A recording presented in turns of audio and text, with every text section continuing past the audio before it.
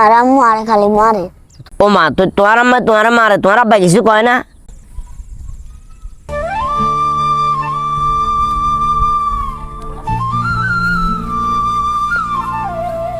কি রে জান্নাত, তুই রাস্তার লগে দিয়ে বইরেছ যে কাহিনী কিয়া? দাদা আয়ান লগান গোবাত নিবেন নে। ও মা, তুই কিয়া কইলা?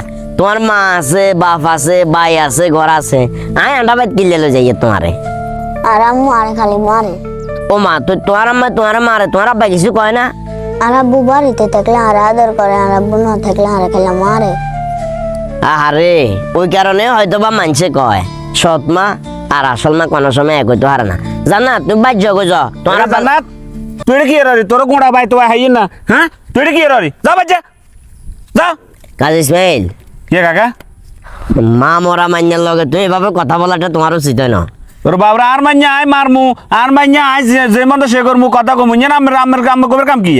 ঠিক আছে মান্যা তোমার, হয়তো বা তোমার কথাগুলো কোনো উচিত হইতো না।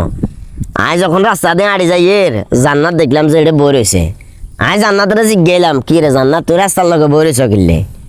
জান্নাত আরে কছে দাদা আরে আপনার লগে আপনার গোবাইত লই যান না। তাই কইলাম যে আর বাইঘর যেরকম আছে তোমারও তো এরকম বাইঘর আছে, তোমার মা বাপও আছে, তাহলে আয় কিনলে আমার লগে তোমার লই যাই এর। জান্নাতে কি কইছে জানো নে? জান্নাতের আম্মা অর্থাৎ জান্নাতের সৎ মা, তুমি যে আরেক বিয়ে করছো ইয়ে জান্নাতের মারে। আজ গেলাম যে তোমার আব্বা কিছু কয় না? জান্নাতে আরেক খোঁজে আর আব্বা যতক্ষণ থাকে ততক্ষণ আর আম্মা আরো অনেক আদর করে, কিন্তু আর আব্বা যখন যাই গো তখন আর আম্মা আরো অনেক মারধর করে। কাজী ইসমাইল তুমি কি জিনিসগুলো খেয়াল করো না? আমি খেয়াল করলে আমি লই যান, নানার বাড়ি লই যান। আয় যদি মারে আর বউ মারে, আইন আদর করি না আর বউ আদর করি না, আমি তো দরদ লাগলে আমার বাড়ি লই যা হালেন না। শোনো কাজী ইসমাইল, সব সৎ মা খারাপ হয় জিনিসটা কইতাম না, তবে দিন শেষে এটাই চিরন্তন সত্যি যে আসল মা আর সৎ মার ভিতরে অনেক তফাৎ। কত সুন্দর ইজ্ঞা মান্যা, তুমি তোমার মান্যা চিন্তা করো না, তুমি বিয়ে করছো, যাক বিয়ে করছো আমি এটার বিপক্ষে ন, কিন্তু অন্তত পক্ষে তোমার উচিত মান্যে কি খার না খার, মান্যেরে মান্যে সৎ মা ঠিক মতো লালন পালন করার কিনা, দেখাশোনা করার কিনা, এই জিনিসটা খুব বেশি করে নজরদারিতে রাখা। তুমি সারে দিছ, যেতে যেভাবে ইচ্ছে এভাবে হয়তো কথা কর, মাছ যখন ইচ্ছা তখন মারের, কোনো সময় খানা দিলে দেন না দিলে নাই। এই যে আজ সামনে তুই তোমার জিরে এমন বাজেভাবে ব্যবহার করছো, মনে হয় যে ইয়ে তোমারও সৎজি, তোমার তো আর সৎজি না, হয়তো বা তুমি আরেক বিয়ে করার কারণে এখন সৎ মাস সংসার করার লাগে।